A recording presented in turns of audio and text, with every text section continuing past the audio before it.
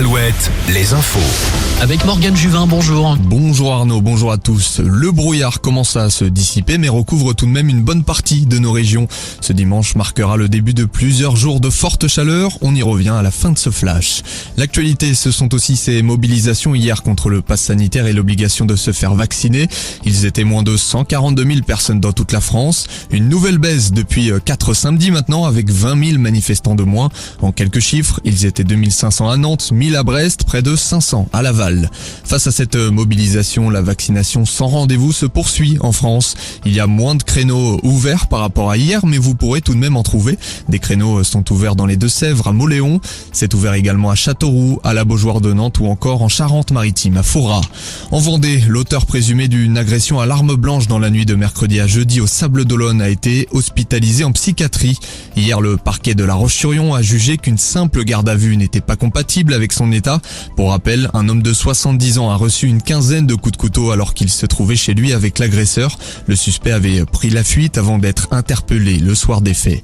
Au volley sport, il y a l'ouverture du top 14 ce week-end. Hier, Bordeaux-Bègles s'est fait surprendre par le promu Biarritz, défaite à l'extérieur 15-27. Et puis le match le plus attendu, c'est ce soir à 21h entre La Rochelle et Toulouse. C'est au stade Marcel de Flandre que les Rochelais tenteront de rompre le mauvais sort. On le rappelle, 2 défaites, la première en Coupe d'Europe et la seconde en Championnat de France. En handball, le tournoi de Limoges a couronné le HBC Nantes hier. Victoire justement contre Limoges sur le score de 36-26. Le championnat reprend samedi prochain. En basket, les matchs amicaux s'enchaînent avant la reprise le 2 octobre. Les Nantais restent invaincus en préparation. Victoire 88-80 contre Quimper. Et puis le duel entre Cholet et Le Mans s'est terminé avec une défaite d'un petit point à la Meilleray. Score 69-70. Match retour cet après-midi à l'extérieur pour continuer sa préparation. En football, les Bleus n'ont pas convaincu contre l'Ukraine hier. C'était le 3e match nul pour les tricolores dans ses qualifications pour la Coupe du Monde de 2022.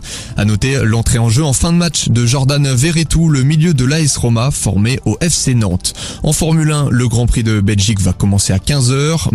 Max Verstappen s'est imposé dans les qualifications hier.